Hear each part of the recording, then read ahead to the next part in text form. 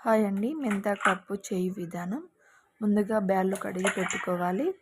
అందులోనే ఎర్రగడ్డలు, కొన్ని టమాటాలు, చింతపండు, మిరపకాయలు, ఒట్టి మిరపకాయలు, మెంతాకు, కొంచెం నిమ్మకాయంత సైజు చింతపండు, పసుపు అన్నీ వేసి, ఉప్పు, ధనియా పౌడర్ అన్నీ వేసి బాగా ఉడకబెట్టుకోవాలి అండి.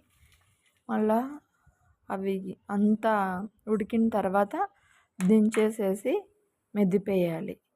మెదిపేసుకొని బాగా పోపు దినుసులు వేసి మనము తర్వాత పెట్టుకోవాలి. మెంతాకు పప్పు రెడీ. టేస్టీగా ఉంటుంది. మీరు కూడా ట్రై చేయండి. విధి విధాలుగా చేసుకోవచ్చు మనం.